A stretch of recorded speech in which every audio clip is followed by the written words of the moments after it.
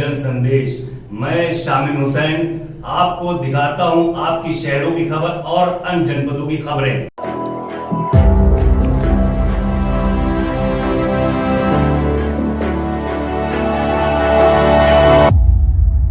बहराइच के स्थानीय थाना अंतर्गत पुलिस क्षेत्राधिकारी नानपारा डॉक्टर जंग बहादुर यादव ने शासन के निर्देशानुसार थाना नवाबगंज का निरीक्षण किया। निरीक्षण के दौरान प्रमोद कुमार त्रिपाठी थाना प्रभारी निरीक्षक व थाने के पुलिस बल की सलामी के बाद कार्यालय में अभिलेखों का रखरखाव, शस्त्र कारतूस का रखरखाव, आरक्षी बैरिक, मालखाना, महिला बार डेस्क के अभिलेखों का जानकारी लिया। फिर भोजनालय के संचालन खान पान के बारे में जानकारी ली, जिस पर थाना प्रभारी निरीक्षक ने भोजनालय की विभिन्न कमियों से अवगत कराया एवं आरक्षी बैरिकों की बरसात में छतों के रिसाव के बारे में भी जानकारी दी। क्षेत्राधिकारी ने बताया कि थाने में निरीक्षण के दौरान जो कमियां पाई गई हैं उसको उच्च अधिकारियों को अवगत कराकर त्वरित निस्तारण करवा दिया जाएगा। निरीक्षण किया है, निरीक्षण दौरान आपको कैसा क्या व्यवस्था है? देखिए, हम लोगों का ये ऊपर से गाइडलाइन होती है कि त्रैमासिक निरीक्षण किया जाए थाने का क्षेत्राधिकारी स्तर के अधिकारियों को। उसी क्रम में आज मेरे द्वारा थाना नवाबगंज का त्रैमासिक निरीक्षण किया गया है और काफ़ी कमियां मिली हैं, जिसको प्रभारी निरीक्षक साहब साथ में थे। उनको दिया गया है कि समयबद्ध उसको सभी कमियों को पूर्ण कर लें। और इस निरीक्षण का यही उद्देश्य है कि जो भी कमी हो थाने के किसी रजिस्टर में या किसी शस्त्र के बारे में, उसके संबंध में गहराई से छानबीन कर और कार्रवाई किया जाए। निरीक्षण दौरान जो खामियां मिली है सर, इसको आप शासन को अवगत करा के क्या समस्या हल हो जाएगी? नहीं, इसमें हम अपने उच्च अधिकारी को रिपोर्ट देंगे, उसी पे हल हो जाती है, आगे देने की जरूरत नहीं होती है। हम लोग समय रहते इसको निस्तारित करवा दिया जाए। सर, पहले भी निरीक्षण हो चुका है, ये जो बैरिक है रिसाव हो रहा था, इसके भी उच्च अधिकारियों को पत्र प्रेषित किया, लेकिन निराकरण नहीं हो सर इसके बारे में। इसमें मैं देखा हूँ जो बैरिक बनी हुई है उसमें काफ़ी सीलन है और बाथरूम में भी गंदगी है। इस संबंध में जो भी कार्यदायी संस्था उससे पत्राचार किया जाएगा। धन्यवाद।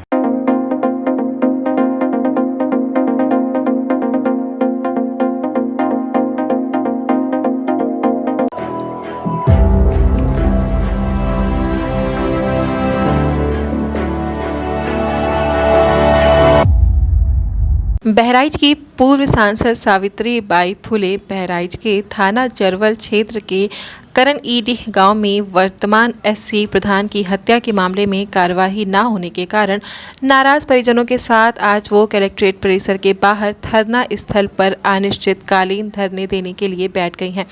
उनका कहना है कि प्रधान की हत्या के मामले में अभी तक कोई निष्पक्ष जांच या कार्यवाही नहीं हुई है, जिससे पीड़ित परिवार 29 तारीख से धरने पर बैठा है, लेकिन अभी तक कोई कार्यवाही नहीं की गई, बल्कि पुलिस प्रशासन द्वारा परिजनों पर ही दबाव बनाया जा रहा है।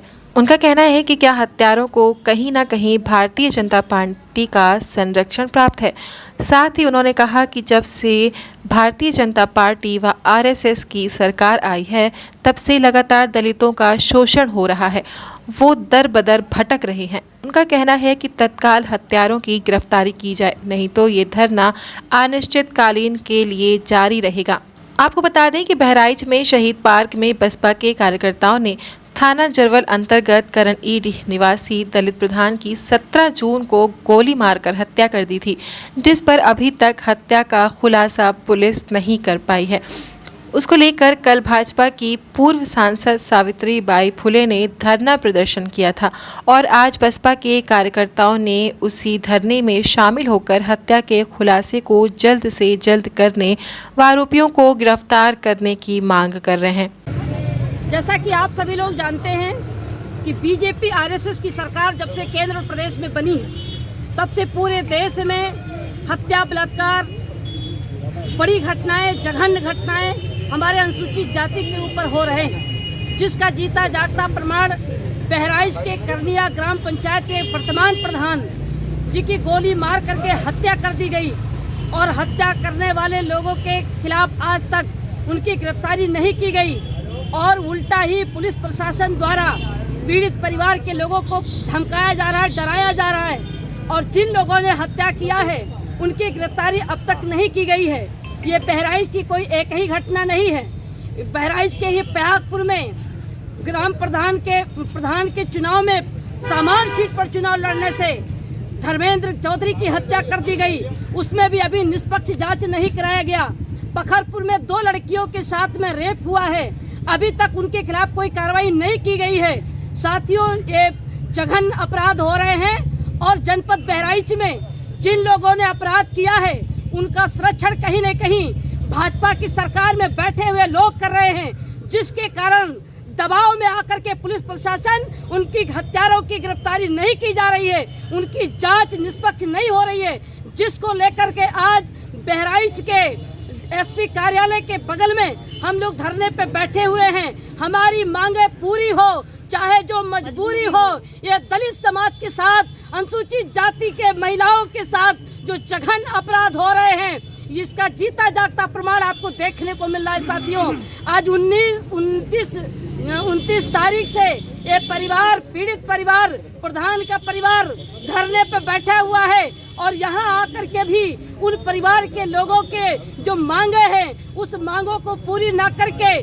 बजाय उनको धमकी दी जा रही है, उनको डराया जा रहा है। साथियों, मैं तो कहना चाहती हूँ कि आरएसएस बीजेपी की सरकार ये दलित विरोधी सरकार है, ये दलितों के हत्यारों की सरकार है। ये जो सरकार जो आज बनाई बीजेपी आरएसएस की सरकार जो बनी है, ये बहुजन समाज के साथ जो जघन्य अपराध हो रहे हैं इसको रोकने का काम नहीं कर रही है। ऐसी स्थिति में हमारे बहराइच जनपद के समस्त बहुजन समाज के लोग अब धरने पर जब तक बैठे रहेंगे जब तक हमारी मांगे पूरी नहीं होगी। हत्यारों, प्रधान के हत्यारों की गिरफ्तारी जब तक नहीं होती है, जब तक निष्पक्ष जांच करके उनके गिरफ्तार कर जेल नहीं भेजा जाता है, तब तक बहराइच में यह आंदोलन जारी रहेगा।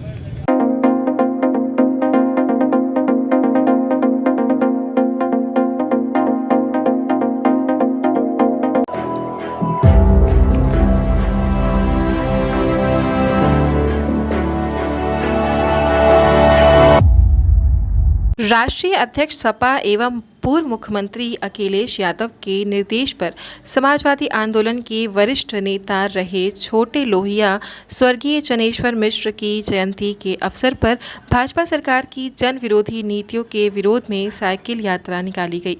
सर्वप्रथम सपा जिला पार्टी कार्यालय पर सपा जिलाध्यक्ष रामहर्ष यादव व जिला कोषाध्यक्ष अब्दुल मन्नान ने स्वर्गीय चनेश्वर मिश्र के चित्र पर माल्यार्पण कर उन्हें श्रद्धा सुमन अर्पित किया। तत्पश्चात नानपारा बहराइच हाईवे ग्राम सुहरवा से पूर्व मंत्री राकेश वर्मा ने साइकिल यात्रा को हरी झंडी दिखाकर रवाना किया और कहा कि आज समाजवादियों का यही जनसैलाब आने वाले 22 में जल्द ही अखिलेश जी को पुनः प्रदेश का मुख्यमंत्री बनाएगा।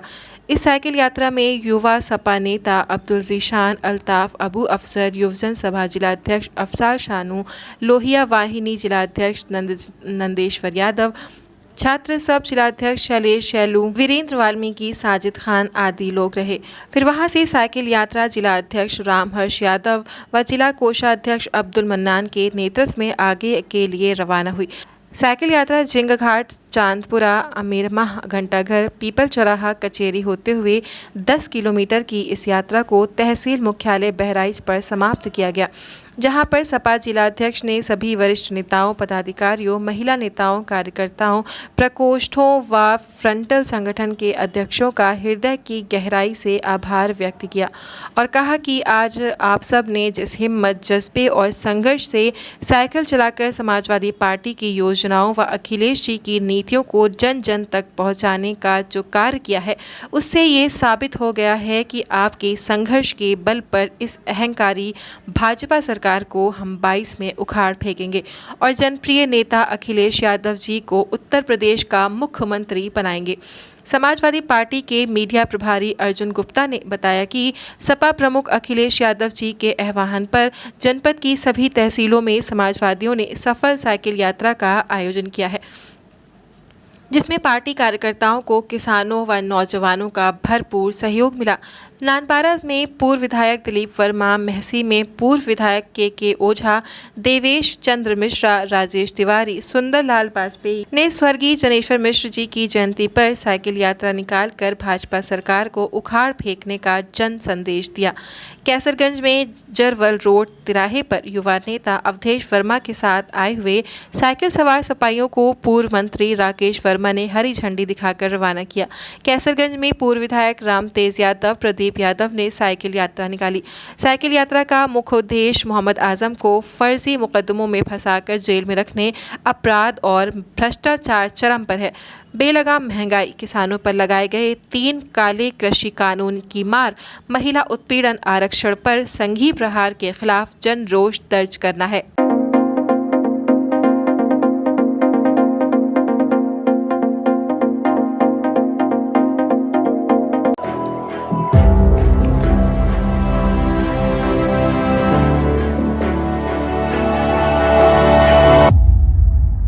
उत्तर प्रदेश अल्पसंख्यक आयोग के अध्यक्ष अशफाक सैफी ने आज सर्किट हाउस के सभागार में अल्पसंख्यक समुदाय की समस्याओं के निस्तारण हेतु जन सुनवाई की।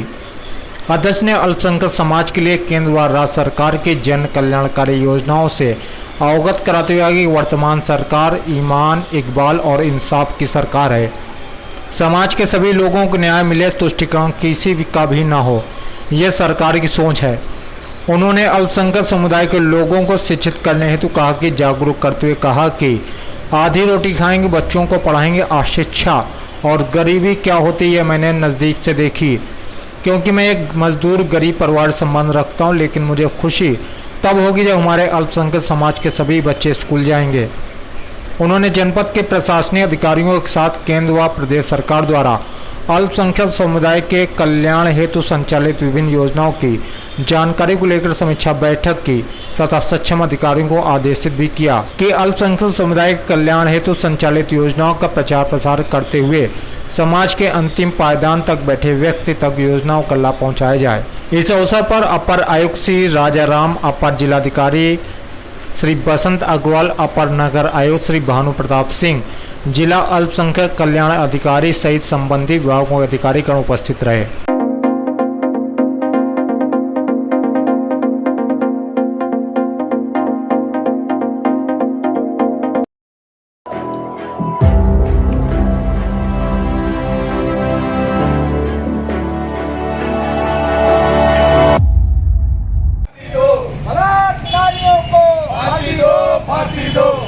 गुरुवार को जिला कांग्रेस कमेटी कानपुर नगर ग्रामीण के अनुसूचित जाति प्रकोष्ठ के जिला अध्यक्ष सुनील वाल्मीकि ने कैंप कार्यालय ग्वालटोली से चुन्नीगंज बाबा साहब डॉक्टर भीमराव अंबेडकर जी की प्रतिमा तक कैंडल मार्च का आयोजन किया। उन्होंने इस कैंडल मार्च का आयोजन दिल्ली कैंट एरिया में एक शमशान में 9 वर्ष की दलित बच्ची के साथ बलात्कार कर उसकी हत्या कर देने के विरोध में किया गया। उनका एक कैंडल मार्च शांतिपूर्वक ग्वालटोली से शुरू होकर चुन्नीगंज बाबा साहब डॉक्टर भीमराव अंबेडकर जी की प्रतिमा पर संपन्न हुआ। उन्होंने दिल्ली सरकार व केंद्र सरकार से मांग की कि इस जघन्य अपराध के आरोपी को तत्काल फांसी दी जाए। यदि ऐसा नहीं किया गया तो वह और दलित समाज सड़कों पर उतरकर दिल्ली सरकार का विरोध करेगा। उनके कैंडल मार्च में कोरोना के नियमों का पालन करते हुए लोग शामिल हुए, जिसमें मुख्य रूप से दिनेश दीक्षित, विकास सोनकर, छोटे वाल्मीकि, संयोक्ता वर्मा, मुकेश पांडे, अभिषेक वाल्मीकि, मीनाक्षी चंदा देवी आदि लोग उपस्थित रहे। आज इस तरीके का आपको यहाँ पर प्रदर्शन कर रहे हैं, आज इस तरीके से प्रदर्शन कर रहे हैं जिस तरीके के दिल्ली में एक दलित की बेटी का हादसा हुआ है, उसके साथ बलात्कार हुआ और उसकी हत्या हुई है। हम लोगों की मांग है, फांसी की मांग कर रहे हैं और दिल्ली सरकार की बर्खास्त की मांग कर रहे हैं, मोदी सरकार की बर्खास्त की मांग कर रहे हैं। ऐसे दलितों का कई बार हादसा हो चुका है, अभी ज्यादा दिन नहीं हुए। मनीषा वाल्मीकि की भी ऐसे तरीके से हत्या हुई थी, उसी तरीके से बेटी की भी हत्या हुई। दिल्ली की बेटी के न्याय के लिए हम लोग फांसी की मांग को लेकर ये कार्यक्रम किया है। कांग्रेस पार्टी का आह्वान है, हमारे जिलाध्यक्ष अमित पांडे जी का आह्वान था और हम लोग मिल के सब लोग दलित समाज के लोग हम लोग ये कैंडल मार्च निकाले और नहीं सरकार ने और नहीं सुना गया तो हम लोग सड़कों पे उतर कर जबरदस्त विरोध प्रदर्शन करेंगे और फांसी जब तक नहीं उन लोगों को हो जाती है हम लोग ऐसे विरोध करते रहेंगे। और हमारे सारे पदाधिकारी दलित समाज के वैसे हर जगह कैंडल मार्च और विरोध प्रदर्शन करते रहेंगे हम लोग।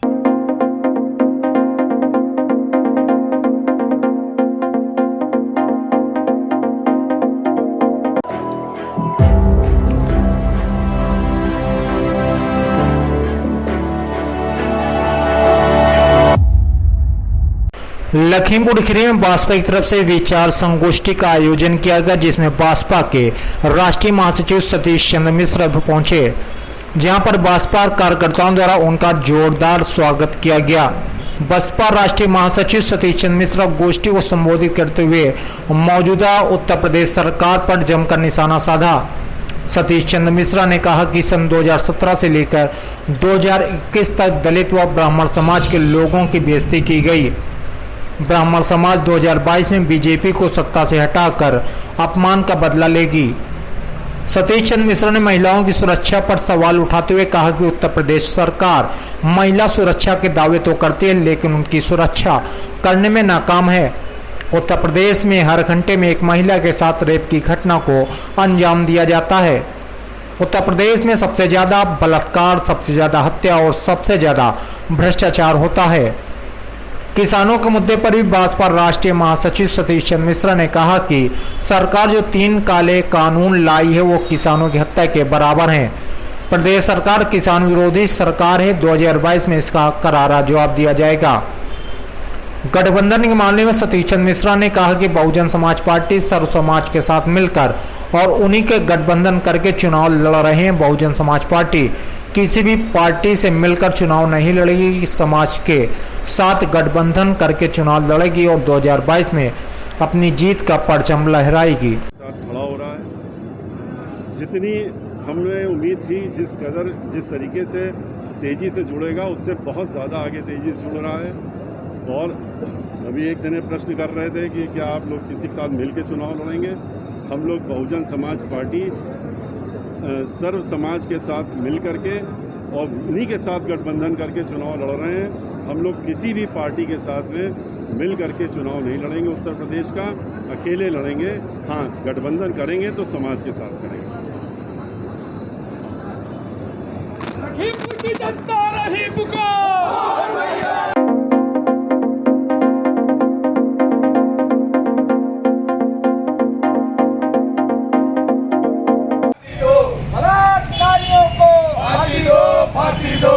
प्रधानमंत्री गरीब कल्याण अन्न योजना के तहत मिलने वाले निःशुल्क राशन वितरण के संबंध में एक अन्न महोत्सव पूरे देश में आयोजित किया गया, जिसमें शामिल होने डिप्टी सीएम दिनेश शर्मा रायबरेली पहुंचे। उन्होंने सबसे पहले बचत भवन पहुंचकर अधिकारियों के साथ सरकार की योजनाओं के संबंध में प्रगति को लेकर चर्चा की। फिरोज गांधी डिग्री कॉलेज के सभागार में आयोजित अन्न महोत्सव में डिप्टी सीएम ने पात्र कार्ड धारकों को राशन किट बांटी। विशेष तौर पर उत्तर प्रदेश में योजना से संबंधित बैगों के अंदर राशन रखकर बांटा गया। अधिकारियों के साथ बैठक में डिप्टी सीएम ने कोरोना काल के दौरान निःशुल्क राशन वितरण, अनाथ हो चुके बच्चों के भरण पोषण की व्यवस्था और उनके भविष्य में शिक्षा और रोजगार की व्यवस्था के संबंध में सरकार की जो नीति बनाई है उसके बारे में जानकारी दी। प्रदेश की 80,000 उचित दर की राशन की दुकानों में आज इस योजना के तहत कार्यक्रम आयोजित किया गया। वैक्सीनेशन अभियान की चर्चा करते हुए डिप्टी सीएम ने कहा कि उत्तर प्रदेश सबसे ज़्यादा वैक्सीन लगाने वाला प्रदेश बन गया है।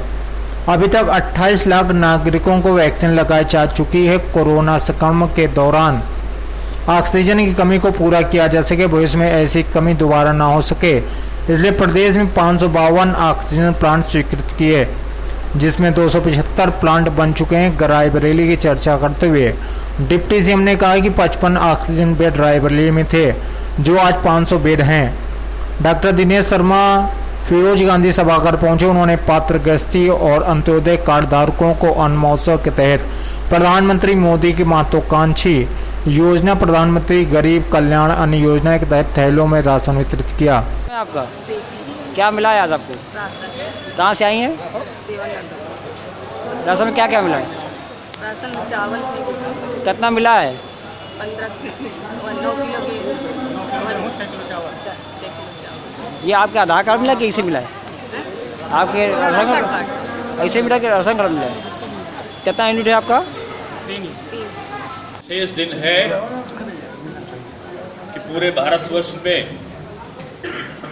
माननीय प्रधानमंत्री जी की सद प्रेरणा से प्रधानमंत्री गरीब कल्याण अन्न योजना के अंतर्गत आज अन्न महोत्सव एक अनूठा कार्यक्रम जो जनता को समर्पित है वो मनाया जा रहा है।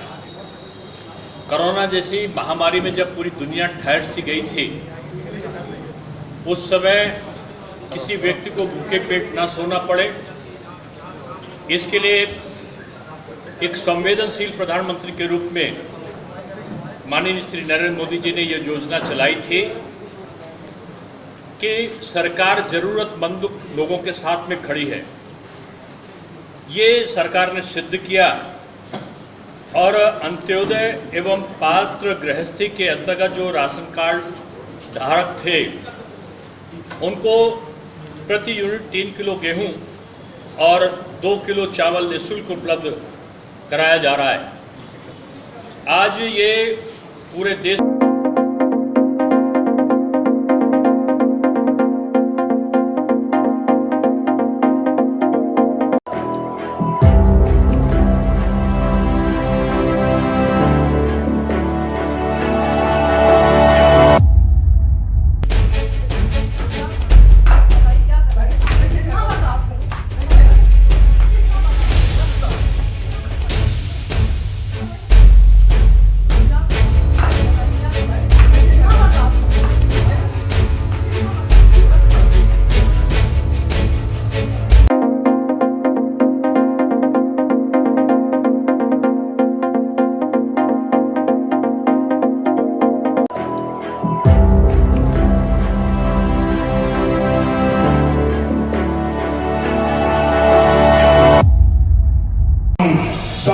सरकारों में अगर कोई कार्यक्रम चल रहा है, जिस तरह आज अमृत बिजली चल रही है, बिजली चली गई, बिजली कब आएगी पता नहीं चलता था।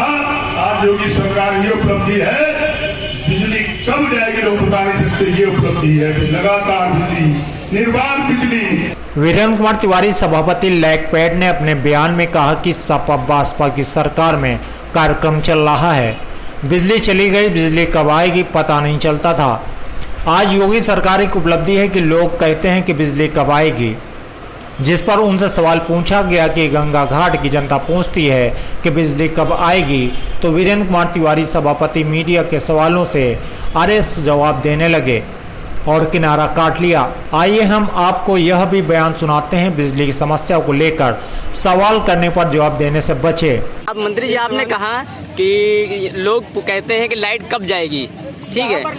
शुक्लागंज में बिजली की व्यवस्था इतनी खराब है कि लोग पावर हाउस पे धरना देने जाते हैं तो वहाँ पर हर्ष फायरिंग की जाती है। सपा बसपा सरकार में बिजली व्यवस्था वीआईपी जिलों तक सीमित रहती थी। मुख्यमंत्री उनके इर्द गिर्द खास लोग जिलों में ही निर्बाध बिजली जाती थी। भाजपा की योगी सरकार के समय पूरे प्रदेश में समान स्तर सभी जिलों समान बिजली जाती है, बिना किसी भेदभाव। कोई भी वीआईपी जिला ने सबको निर्बाध से गंगा घाट की बिजली की व्यवस्था बहुत दुर्दशा खराब है। पूरे प्रदेश में बिजली व्यवस्था, जिसमें 3 पत्रकारों पर मुकदमा भी लिखा जा चुका है। कहीं अफवाह स्वरूप कोई कठिनाई होगी, उसकी जानकारी आने पर डेली का है वैसा ध्यान देना, उसकी चिंता करेंगे। ठीक हो गया। मंत्री जी यहाँ पे आज आपने 4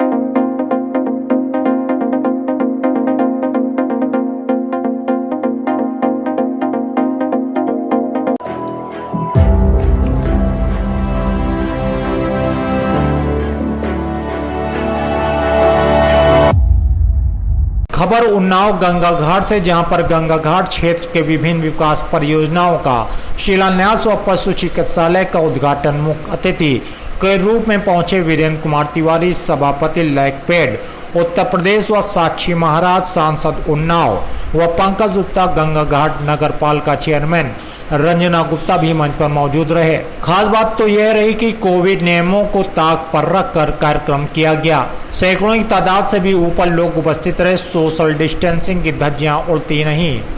लोग बिना मास्क व एक दूसरे पर लदे फदे जनता तो अपने नेता को देखने की चाहत में सोशल डिस्टेंसिंग व मास्क लगाना भूल गई। वहीं मंच पर उपस्थित पदाधिकारियों ने बिना मास्क लगाकर कोरोना महामारी का उल्लंघन किया। इन्हीं सबके बीच में भाजपा के कद्दावर नेता साक्षी महाराज को आज जनता ने जोरदार स्वागत भी किया। कार्यक्रम को संबोधित करते हुए पंकज गुप्ता ने सभी लोगों का धन्यवाद दिया। वहीं सांसद साक्षी महाराज ने 2022 सदर विधायक पंकज गुप्ता के लिए आम जनता से वोट की अपील भी की। हर जगह पर स्वास्थ्य सुविधा हो, विद्यालय हो, अस्पताल हो और जो पशुधन है उनका भी स्वास्थ्य ठीक रहे, इसलिए प्रदेश में सब जगह पर जिलों में पशु चिकित्सालय निर्माण करने का काम किया है। शुक्लागंज में गंगा घाट में पशु चिकित्सालय का निर्माण हुआ है। मैं पिछले समय इसका निरीक्षण करने भी आया था। गुणवत्ता ठीक रहे, समय से पहले निर्माण हो, उस दृष्टि से आज उसका उद्घाटन करने के लिए साक्षी महाराज जी के साथ, क्षेत्रीय विधायक के साथ मैं आया हूँ। इसी तरह के उन्नाव जिले में तमाम अन्य जगहों पर पशु चिकित्सालय बने हैं। सोहरा में आज उद्घाटन हुआ, अभी शुक्लागंज उद्घाटन होने जा रहा हो गया है और अभी उसके बाद बांगर में उद्घाटन होगा।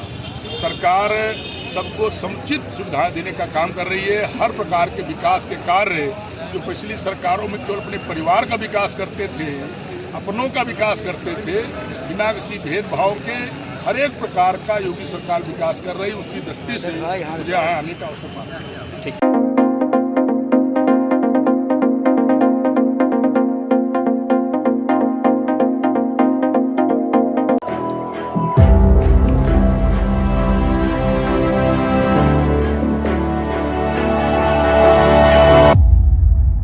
एएमयू के जेएन मेडिकल कॉलेज में छात्र और जूनियर डॉक्टर के बीच हुई मारपीट के बाद जूनियर डॉक्टर हड़ताल पर चले गए हैं।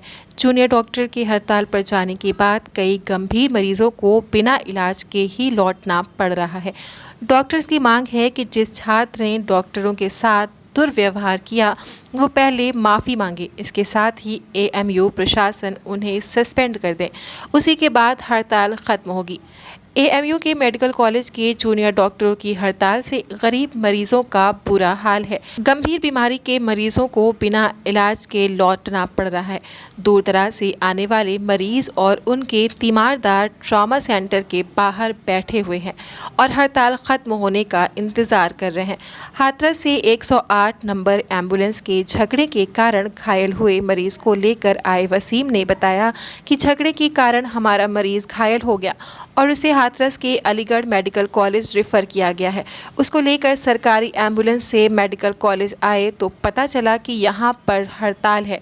घायल तीमारदार एम्बुलेंस चालक से कह रहे थे कि किसी और अस्पताल में भर्ती करा दें, लेकिन मरीज़ के तीमारदार इस बात पर राज़ी नहीं हुए। इससे दोनों में काफ़ी देर तक बहसबाजी चलती रही। ऐसा माहौल केवल इस मरीज़ का ही नहीं बल्कि ऐसे कई ऐसे मरीज़ हैं जो इलाज के अभाव में परेशान हो रहे हैं। रेजिडेंट डॉक्टर एसोसिएशन डॉक्टर सचिव मोहम्मद आदिल ने बताया कि जब तक हमारी मांगों को पूरा नहीं किया जाएगा हड़ताल बदस्तूर जारी रहेगी। उनका कहना है कि हमारी दो मांगे हैं। पहली मांग है कि उस छात्र को तुरंत प्रभाव से सस्पेंड किया जाए, जबकि दूसरी मांग है कि वो छात्र हमसे माफ़ी भी मांगे। इस संबंध में प्रॉक्टर से बात हुई है, उन्होंने हर संभव मदद का भरोसा दिलाया है। एएमयू प्रॉक्टर प्रोफेसर वसीम ने बताया कि मामले की जांच की जा रही है और सीसीटीवी की फुटेज देखे जा रहे हैं। दोनों ही एएमयू के छात्र हैं, जिसकी भी गलती साबित हो जाएगी उसके खिलाफ कार्यवाही की जाएगी। जो हड़ताल किए हैं तो इसके लिए अब आपका क्या रद्द-ए-अमल है? क्या प्रोसेस है, आगे क्या करना चाह रहे हैं? हम लोग के जो दो डिमांड है कि जो स्टूडेंट ने जो बदतमीजी किया हमारे डॉक्टर्स के साथ वो उसको तुरंत यूनिवर्सिटी एडमिनिस्ट्रेशन को सस्पेंड करे, और दूसरा ये है कि वो लड़का माफ़ी मांगे कि जो गलती उसने की है जो वो आइंदा आगे कोई ऐसी गलती नहीं करे।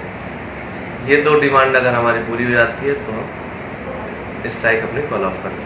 एडमिनिस्ट्रेशन के कोई लोग आपसे मिलने आए हैं? जी, कल प्रॉक्टर साहब आए थे और उन्होंने काफ़ी देर डॉक्टरों के बीच रहे भी, बात भी किया उन्होंने, उनकी परेशानियों को भी जाना, लेकिन बस वही है कि अभी जो हमारी मेन डिमांड्स हैं वो अभी फुलफिल नहीं हुई, तो वो अगर पूरी हो जाती हैं तो फिर आगे की हम लोग। तो कब तक मतलब स्ट्राइक कब तक रखने का इरादा? ये तो अब स्ट्राइक की है कि डिमांड के ऊपर है। डिमांड अगर पूरी हो जाती है तो आज स्ट्राइक खत्म हो गया, अगर डिमांड नहीं पूरी होती है तो फिर चलती रहेगी जब तक। तो वाइस चांसलर साहब से भी बात हुई है? नहीं, अभी हमारी सर से बात नहीं हुई, वाइस चांसलर सर से, लेकिन हम उनसे भी बात करेंगे और ये जो इशू है सिक्योरिटी का वो हम उनसे भी डिस्कस करेंगे। तो प्रॉक्टर साहब ने क्या आश्वासन दिया है? प्रॉक्टर साहब ने पूरा एश्योरेंस दिया है कि जो भी क्या नाम सिक्योरिटी लैप्स हो रही है उस पर हम वो वर्क करेंगे और जो डिमांड है उनको उन्होंने कहा है कि हम हायर अथॉरिटीज़ से बात करेंगे, डिस्कस करेंगे कि इस डिमांड का क्या हो सकता है। तो अभी तक उनकी तरफ से कोई जवाब नहीं आया है और तो इसीलिए हम लोग ने आज जीवीएम में ये डिसाइड किया है कि स्ट्राइक चलती रहेगी और जब हमारी डिमांड्स पूरी हो जाएंगी फिर हम डिस्कस करेंगे क्या करना है। मतलब जो पेशेंट बाहर से आ रहे हैं वो काफ़ी लोग लौट रहे हैं? नहीं, तो ऐसा नहीं है। हमारे सिर्फ जूनियर रेसिडेंट जो हैं वो स्ट्राइक पे हैं। बाकी जो सीनियर रेसिडेंट हैं, प्रोफेसर हैं, एसोसिएट प्रोफेसर हैं, असिस्टेंट प्रोफेसर हैं, वो सारे ड्यूटी पे हैं। तो ऐसी कोई हमें ऐसी खबर नहीं आई कोई ऐसे मरीजों को मुश्किल हो रही है। और अपना नाम बता दीजिए। मेरा नाम मोहम्मद आदिल है, मैं रेसिडेंट डॉक्टर एसोसिएशन का सेक्रेटरी। शुक्रिया।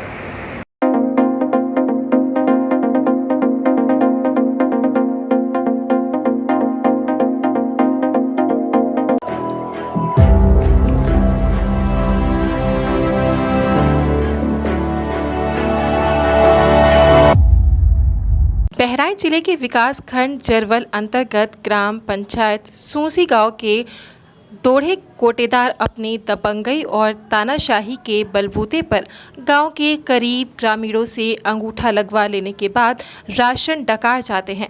आपको बताते चलें, ये मामला पिछले 2 महीने से लगातार ऐसे ही चल रहा है, जब कार्ड धारक गंगाराम, धनलाल, काशीराम, जलील अली, पुष्पा, राजेंद्र आदि लोगों ने कोटेदार डोढ़े से राशन मांगते हैं तो कोटेदार आश्वासन देते हैं अगली राशन उठान जब होगा उसी में एडजस्ट करके आप लोगों को राशन देंगे।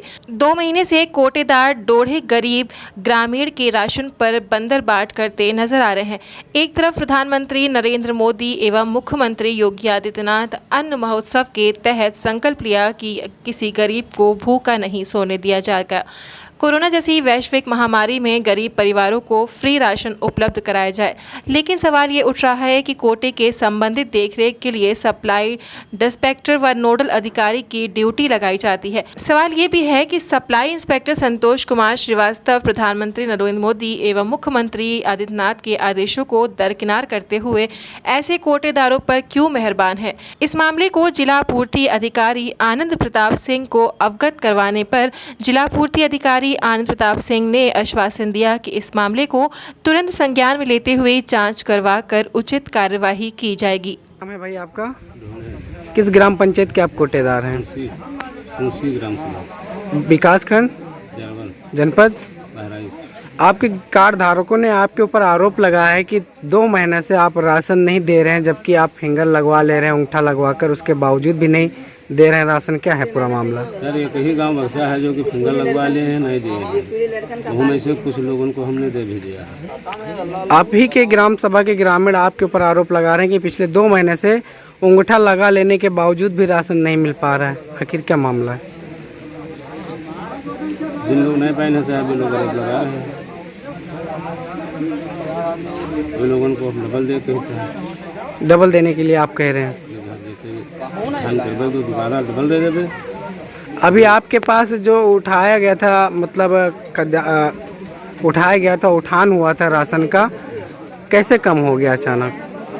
अभी मैं स्कूल में भी बतलाना पड़ता है, बाहर से जो है मंझला लंग से जो हम बांटते हैं उधर से लाभार्थी को, जब इधर कम पड़ जाते, इधर से ले जाते तब उधर कम पड़ जाता है। इसका जब 12 साल पहले प्रधान जी करवाते हैं तभी यही काम होता रहा है कि जब उधर बांटे तो उधर छूट जाए, इधर बांटे तो उधर भी छूट जाए। क्या नाम है आपका? शिव प्रसाद। किस ग्राम पंचायत के आप प्रधान हैं? सूसी। प्रेजेंट में आपके यहाँ कोटेदार के यहाँ को लेकर क्या मामला चल रहा है? मामला ये है कि गल्ला बराबर बांटने रहे, गल्ला के वितरण प्रणाली इनकी बहुत खराब है। कितने दिनों से ये समस्या चल रही है? ये 3 महीना चल रही है। 3 महीने से। क्या कहते हैं कार्ड धारक से कोटेदार महोदय? अरे कार्ड धारक जब आओ तो कहा था कि गल्ला अगले महीने तो यहाँ का लगवा लाओ, तो लोग लगा देते हैं। क्या नाम है कोटेदार जी का? किस ग्राम पंचायत के कोटेदार? विकास खंड जनपद बहराइच।